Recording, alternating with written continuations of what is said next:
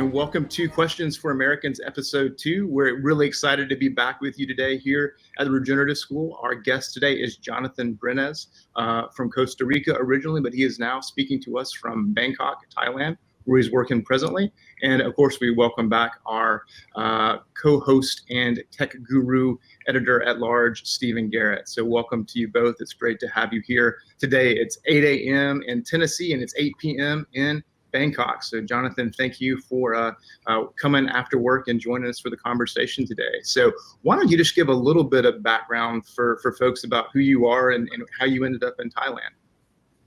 Sure. Well, first off, hello everyone, and thank you for thinking of me for this. It's kind of a cool opportunity to reconnect and have a chance to talk to you again after so many years. But for those who don't know me, my name is Jonathan. I am originally from a small town in Costa Rica called Monteverde, where I first met Skip back when I was a teenager, I think. And eventually I ended up going to Tennessee for undergraduate in the same university where Skip went to. I studied environmental studies in policy, and after a master's in the same degree, I ended up being presented with an opportunity to come to Thailand to work at a university here.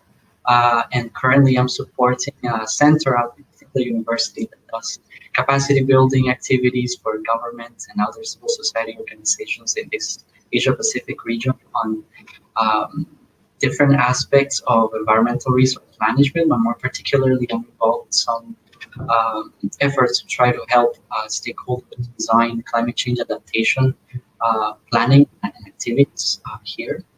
And this is a bit about myself. I'm also involved with a very young organization trying to engage with young people in terms of renewable energy applications at the community level.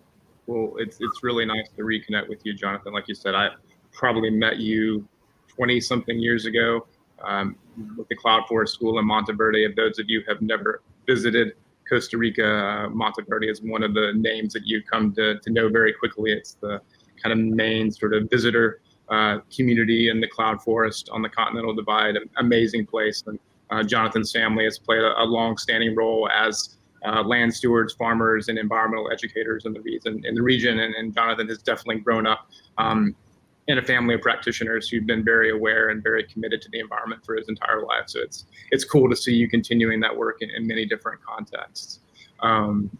And to continue this relationship with you and your family is also just a cool thing to be reconnected. So those of you who know this program, this is called Questions for Americans. And so this is just a chance to kind of turn the paradigm on its head, where Americans are offering advice and interrogating other people about how the world works. So we're trying to turn that around. And so this is a chance for our Costa Ricense friend to ask us questions about all his observations and the quirkiness of America, and really to talk about all the things that he's seen. He's had such a comparative experience all over the world in the last 20 years. You know, what are the kind of weird things that still stand out for you about America that maybe we could try to explain? And a lot of things that Americans don't even notice because they just, are kind of in our bubble, and we don't realize how sort of anomalous we are compared to the rest of the world. So over to you, Jonathan. You just fire away, and we'll see what kind of ridiculousness we can come up with this morning. Sure. Well, thank you for the challenge. I try to put some thought into how to frame questions and how to structure a conversation about some of this. So I figured that maybe one way to approach this is just to present some of my own experiences living in the U.S. or engaging with people from the U.S. And just build off of that and speak more from a kind of anecdotal perspective. So I think one thing that I will say, growing up in Monteverde, there's a lot of ties to the U.S. as well, which might be interesting to note because it is a community that was settled by as well folks that migrated down from Fairhope, Alabama, back in the 1950s, the times of the Korean War, from a group of pacifists who wanted to disassociate themselves from the military conflict that was happening over there, and so. Anyways, one of the things that led to me arriving in the U.S. when I was a teenager kind of stems out of that relationship, of course. And one of my first experiences or memories that come to mind was my first trip to the US when I was about 16. I was waited for by a very loving and beautiful man from Tennessee at the airport who had a sign saying "Welcome to America." And I remember being a bit off-put by the sign itself because I had never been thought about it this way, that full extent. And I was like, well, I've always been in America my whole life because we are taught at school that it's a continent. And at this point, it's a bit of a cliche conversation that many people bring, but I think it can inspire some interesting discussions because for the first time in my life back then, my own sense of identity became one of a Latin American, and within the US, right? And I think very particular to this time in human history, but certainly in the region. Coming out of the Trump administration, there was walls being built with the Latin American region, all of these tensions and prejudice against these groups of society. I mean, yesterday there was, some hate crime happening in Atlanta, not to Latin American folks, but very similar kinds of narratives. And I'm very curious on your observations about this. Have you been encountering these kinds of conversations at all, or how would you maybe try to reflect on the concept of Americanness, and how to bridge a narrative of communal identity between the North Americans, if you think of that as Canada and the US only, and the Latin Americans, right? So I don't know. I just wanted to put that out there and see what your thoughts or experiences with this concept may have been, and how would you reflect on that and building kind of a conversation about it? Yeah, that's a couple of different questions. Yeah, I mean, certainly I think the concept of Americans referring to themselves in a way that references the entire continent is really tricky. And I know from folks from South America, from Latin America, it can be really frustrating that we claim to be the only Americans when everybody across two continents has the right to claim themselves as Americans. So yeah, it is a funny thing. It's also, the United States is a funny thing since we actually have the continent's name, in our country title, which, other than maybe Central African Republic and South Africa, most people don't do that. There's no country in Europe that actually calls itself Europe, so you don't end up with this sort of semantic sort of challenge. But I mean, I definitely understand it and appreciate it. And it's a fair criticism, that everybody is American. And I think if we actually recognize that to some degree, that Americans are everybody on the two continents, it might be, a starting point for bridging some of that division, and I think that's one of the things that we forget, is how fluid those borders have been. And Mexico was a good third of the United States at one point. That border was a huge part of what the U.S. is now. That Spain was a huge part of, this part of the American South. Florida, Georgia, parts of Alabama were Spanish, and French, and New Orleans, the whole sort of Louisiana Purchase going up the Mississippi River. And that some of people's favorite things, St. Augustine, New Orleans, are like pieces of historical culture. All the sort of cultures of the West really are heavily influenced by sort of non-Europeanness in so many ways. And that actually adds to sort of what makes America interesting. In some ways, we embrace those things as part of what makes America really sort of dynamic. But we've somehow sort of imagined that that's not connected to something else, and its historical cultural roots aren't from somewhere else. And so it's not that far of a step to see beyond that. But I also sort of laugh, and I guess I'm glad that I wonder if we had kind of gone the other way. I was looking with Amerigo Vespucci, if we hadn't become Americans, if we'd been, Vespucci's, how different we would have all been. I don't know, people would have been quite so intimidated, but when the Vespucci's arrived, nobody would sort of be expecting us to be the sort of global force that we are, right? So I think there's sort of funny ways of thinking about it, but sure, I think it would be amazing if we could really sort of knock down some of these perceptual barriers.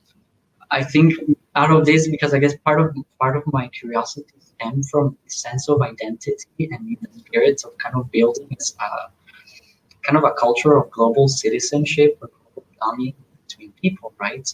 And I feel like that the only way to do that is via dialogue and cultural exchanges and conversations about it. But what are your thoughts in terms of these terms of sense of national identity and pride and patriotism? what kinds of ways are conversations or people engaging your own, social groups as Americans to that effect, and how can you bridge a sense of sensitivities to some of these things somehow, because it's super controversial at the moment, as you know, within the U.S., right? But I think it's kind of a great opportunity to also challenge things, right? What are your thoughts about it? Steven, you want to take a shot first, or you want me to jump in there? Why don't you go first? I've got some thoughts swirling, but let's see if you say them first. Yeah. Yeah. So, I mean, I think, one of the things that's interesting, I think this comes with any country that's a large country. There's a real push to create a national identity. And in some ways that is part of the success, right? So you look at some of the biggest population countries like the United States, like India, like China, they're actually very heterogeneous, right? So obviously we know the US is, because we're not the native population. People came from everywhere else and sort of created this new identity. But the same thing in China, like China doesn't have a unified spoken language. They have a unified written language, but orally, like people have hundreds of different languages and have a really hard time speaking to each other outside of very localized areas and urban areas.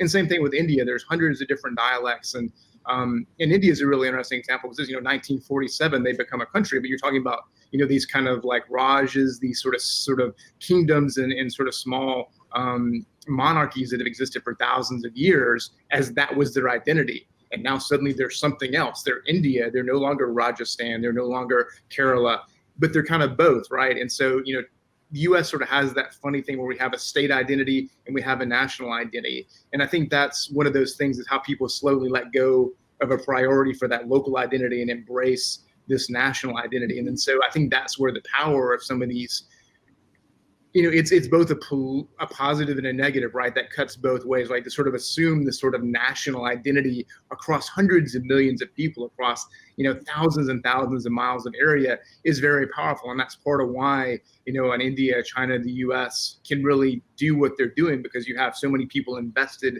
in sort of a similar vision of what they're trying to do. And it's been really interesting to sort of see that. You can look and sort of historically see that happening in India, that people are sort of beginning to embrace Indianness versus being, a Maharashtrian and speaking Marathi, but no, I'm also an Indian, so this sort of slow process. But certainly that also becomes a two-edged sword, where I'm against the Mexican culture, I'm against the Latin American culture, I'm against the Pakistani culture, I'm against the Bangladeshi culture, or China, I'm against the Mongolian culture, I'm against the Indian culture. Like, then setting it up as sort of part of the identity is to be in opposition of, as opposed to simply being a thing, right? There always seems to be this other side where you're creating this oppositional force that we have to define ourselves in polarization against something else. And I think that's really, the problem comes from that, not so much having an identity which people can come together around, but it's the sense that that identity also has this shadow side that we have to identify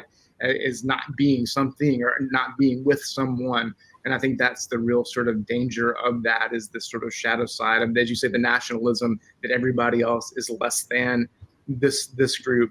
But I think part of that too is also a sense of that sort of size issue, that so many people inside a country that has hundreds of millions of people will never have the opportunity to leave that space. They're kind of inside this insulated cultural, political, ideological bubble, and they never see anything else. I mean, I think I was that way, when I was a teenager, because I grew up thinking America's amazing, and it was the 90s. It was a fairly, in my mind, what seemed like a progressive time.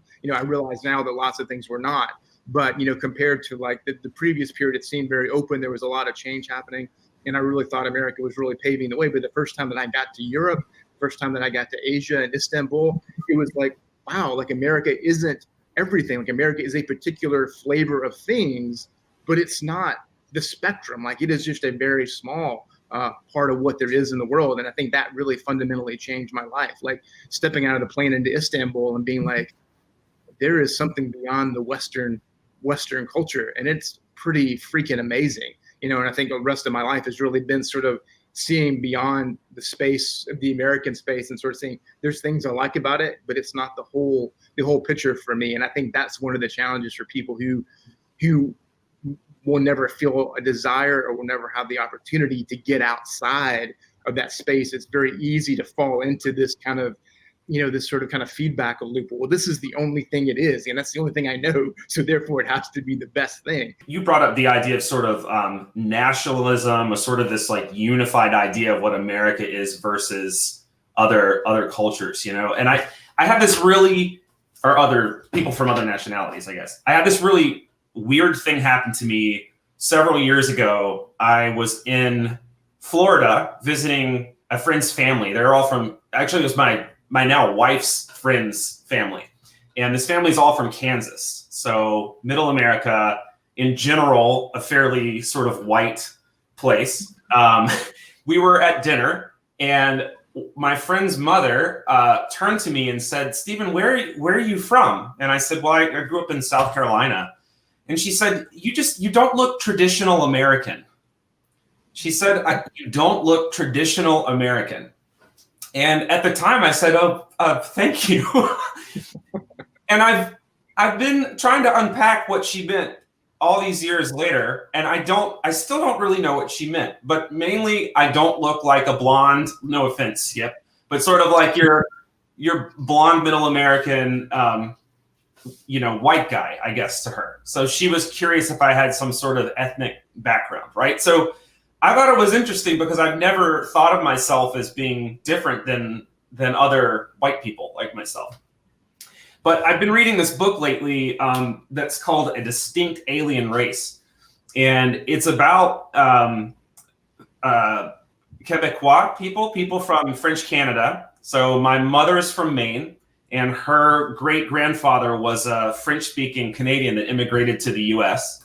and Anglophonized their last name. So he was a Bélanger was his name, and they changed it to Baker when they became when he immigrated to the States. So my mom grew up as a baker. The Quebecois people were white people that were Catholic, and they spoke French. And when they moved to the northeast of the U.S. and Massachusetts and Maine, that whole region, to work in cotton mills largely and in the timber industry, they were seen as this unique group of people. There were even conspiracy ideas at the time that the Quebec was trying to take over the Northeast. In some ways they were discriminated against because they were Catholic in a largely Protestant area, and they spoke a different language, and they kind of stuck to themselves and formed these French communities at the time. And living in Chicago now, a city that has 77 neighborhoods that were formed largely as distinct like ethnic enclaves. You have like a Polish community and a Spanish community, an Italian community, a Lithuanian, like all kinds of cultures. In the past, in the late 1800s to early 1900s, there were all kinds of different white people, and there was no, from what I understand, there was no general identity as white at the time. You were either Italian, you were Irish, you were this and that, and these different groups of people had animosities towards each other. There was all this sort of, I don't mean to overuse or misuse the term, but sort of this kind of tribalism around these cultures. At some point, and I want to figure this out, a more unified national identity around whiteness started to form. Like if you apply for a job in the US, you have to write what your ethnicity is.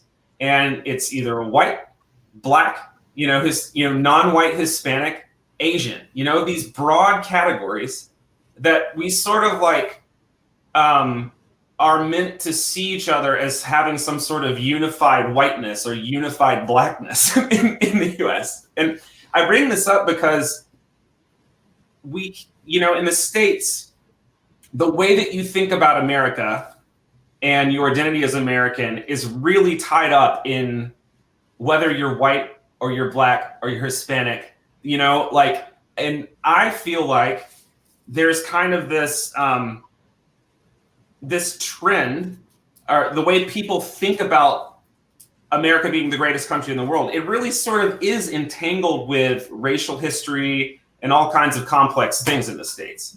When you get to the level of political leadership on a national level, these narratives over Americanness, it seems like it behooves those in power to simplify, right? To say this is what America is. We are all American. This very like this attempt at like this unified nationalistic language, and I don't know. There's this sort of like narrative thread that you can pick up in articles and books about how having an external enemy, is a strong unifying factor. So, for example, during World War II, we were all against Hitler, and that we unify around this external enemy. And during 9/11, it's Osama bin Laden, and it's like when America has this sort of like strong external force to be opposed to, that's when it seems like we've felt at our most unified. And when now what we're seeing, and you've brought up the horrific shooting that happened in the Atlanta area yesterday, like we're seeing that domestic terrorism is a huge threat is threatening America as an entity. We have like an existential internal problem right now. And I think one of the great things that the US offers the world from this melting pot kind of narrative, a nation that is very young and whose population comes from literally all over the world, is that then you can draw connection lines to all sorts of parts of the world, right? So in the kind of narrative of the best country in the world, if you will, like it is a part of the world that brings in individuals from all over, right? So it has that great power of creating a sense of allegiance globally, right? But there seems to be a gap somewhere. And I do see that a lot of people derive their own sense of identity based on what you own, what you wear, what you have, what you buy, what you have in stock, and so on. And of course, global economics are shaped by what people often term US-based consumer culture, inspired, right? And advertisements and how are different ethnic groups represented in the media, and these have huge implications all over the world.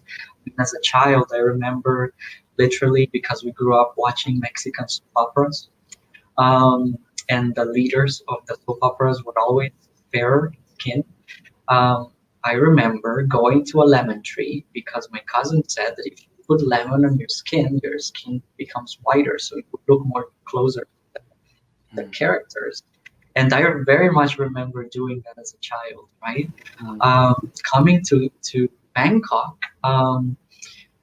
it's very much in the tropics, lots of sun, and I remember buying some sunscreen, and I just put it on my face, and it comes with all this whitening makeup because everybody wants to look whiter. And the concept of beauty is very much defined by that, right? And of course, I didn't want to throw it away, so I had to wear it. It's kind of, I looked like a mime kind of for a good month while I was wearing this sunscreen for my face. And it was just bizarre because it was this Hawaiian tropic brand, right? So, this is what I own. This is my sense of identity. I care about my own skin's protection against UV light, right? But beyond that, I think everybody looks up to so many consumer products that are coming out of the US and that have this American brand, right? And it's super interesting to look at Thailand and Bangkok at the moment because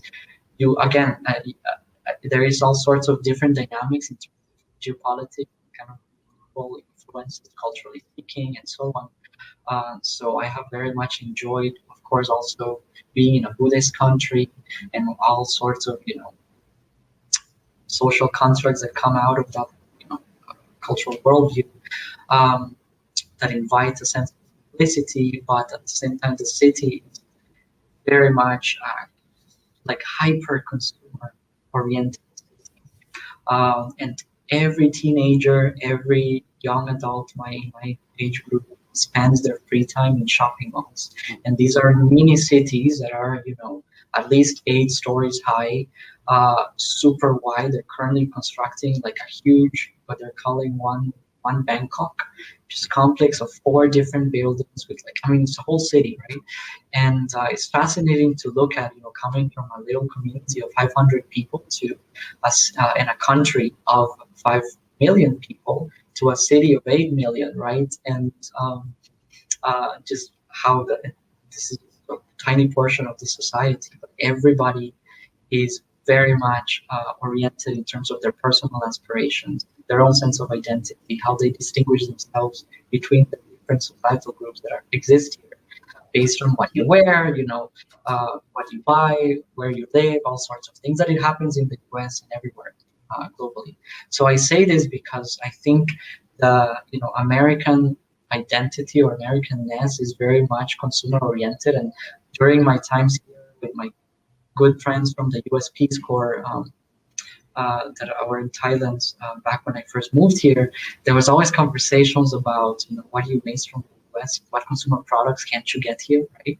And I'm currently compiling a care package exchange with a friend who is in Alabama who misses certain Thai, snacks, and she's like, "What do you miss from the U.S.?" And I'm just kind of brainstorming what consumer products to ask her to send that can't get here, which has been a fun experiment. But I guess my question to you is how do you see your own, as an American, kind of consumerism culture, conversations around that, and shaping up kind of your own sense of what you see for the future of what being American should look like, and also recognizing the dangers or not the dangers, but kind of the shift that is happening at the moment in terms of product exchange and all of these things, right? And I don't know, it's a very rambling question, but what do you think about consumerism, and how are these conversations about products happening in the US? And, how can we I'll leave it at that and then go from there. Well, it's funny, Jonathan.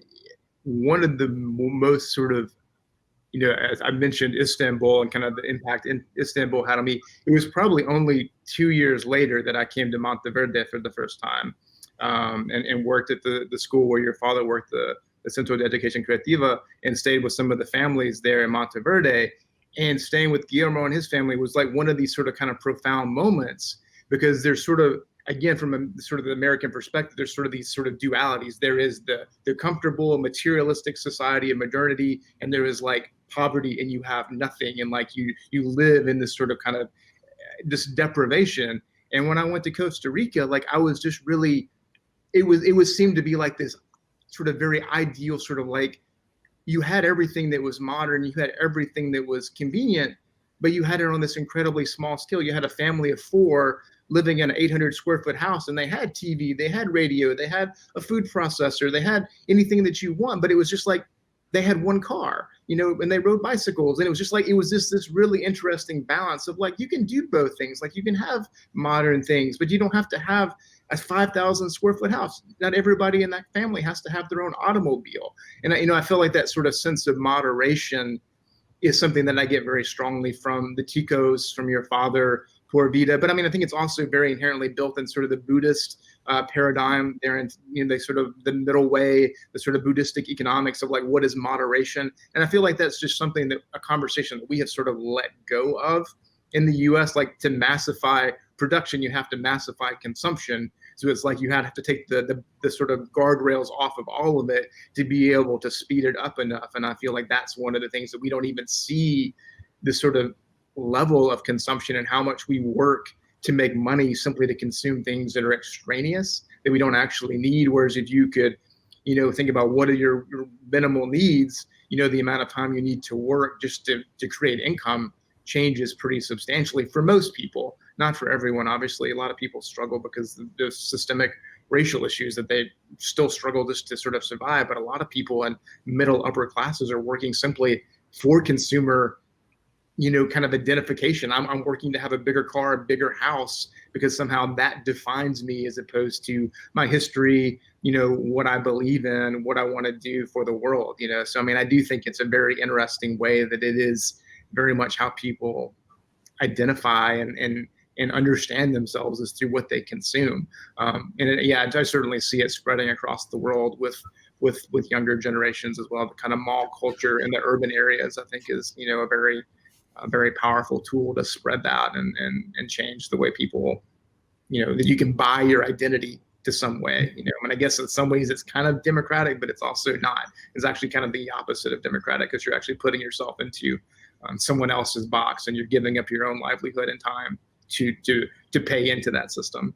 So, yeah, Jonathan, I spent 3 years living in Madagascar as a Peace Corps volunteer in 2005 to 2008. And Skip actually got to visit me when I was living there. It was pretty awesome to have him come visit. But what was really fascinating about living in Madagascar is the vast majority of there were something like 20 million people on the islands when I was there. The population is somewhere around that, and the vast majority of those people live on something like $200 or $300 US an entire year.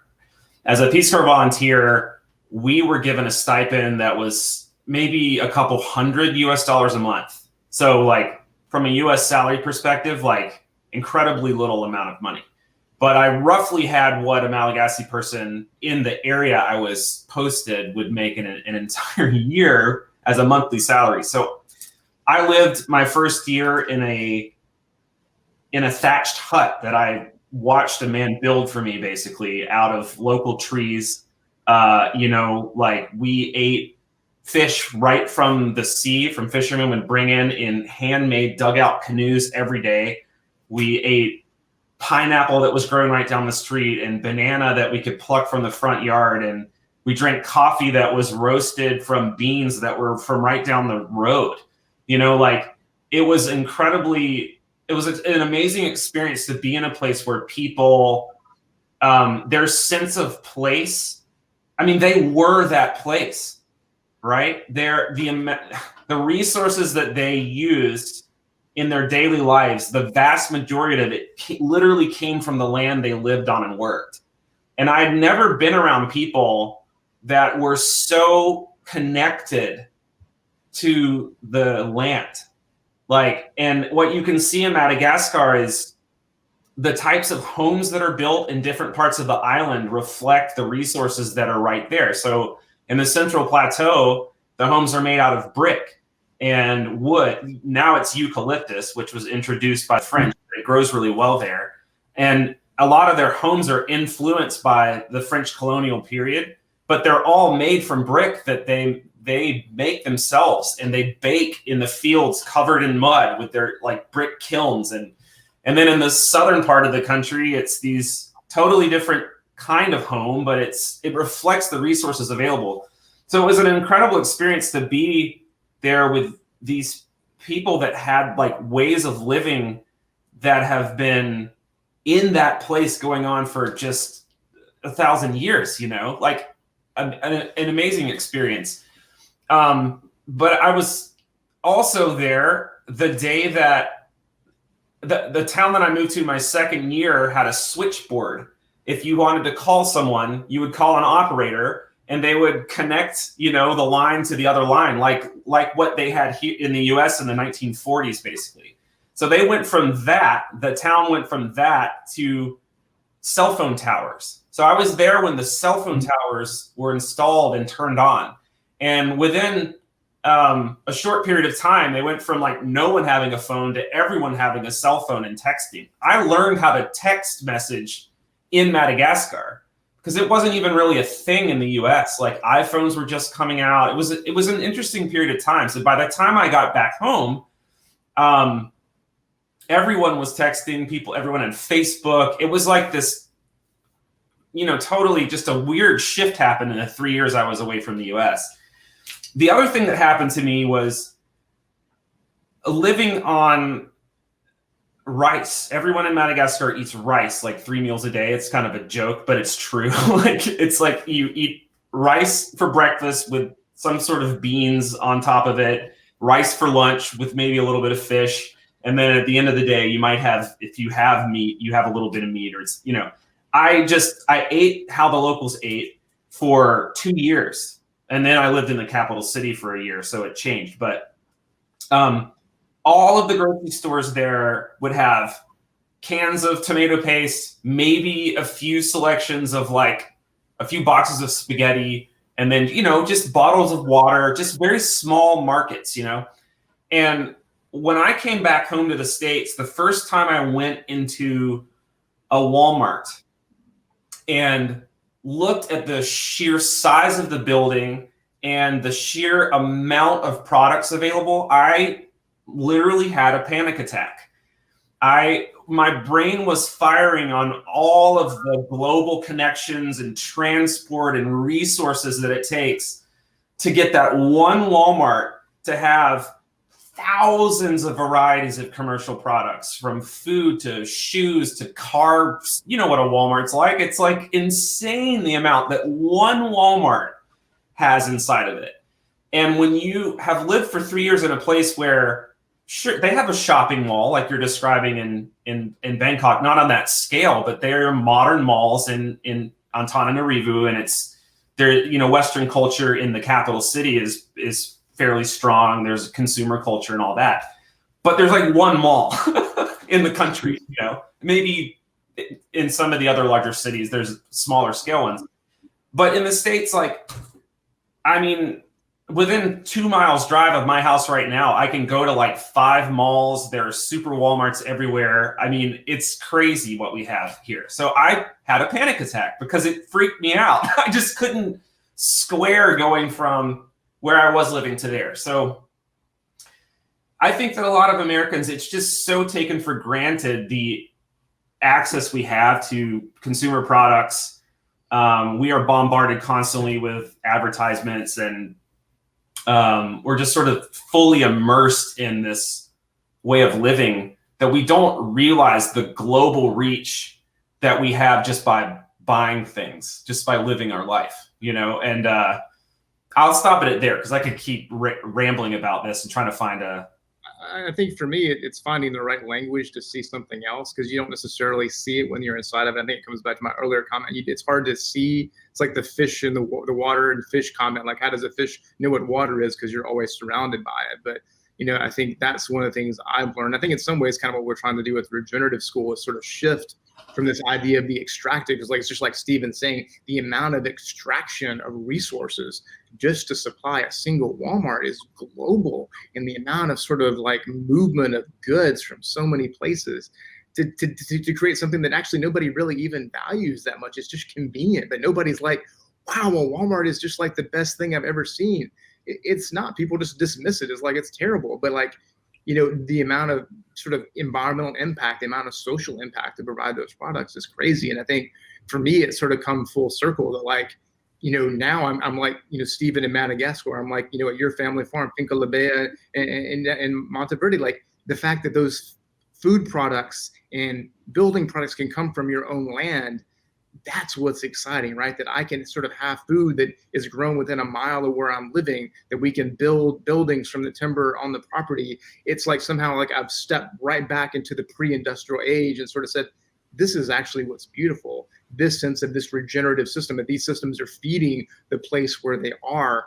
That's value. Like, that's value that lasts forever. It's not going to go in the trash. It's not hurting somebody. It's building up the systems that are here. But I think it's taken me, you know, 44 years to figure out what the hell I'm doing, you know? And so, and I've been working really hard to figure it out, you know? And so I think that's the struggle that, you know, how do you help other people sort of to want to do that and like see the value in something that seems to them not valuable, you know? And I think that's all these things added up, the national identity, the consumer identity. How do you sort of like chip away at some of these things and help people come back to a very centered understanding of who they are, where they are, and what they're connected to?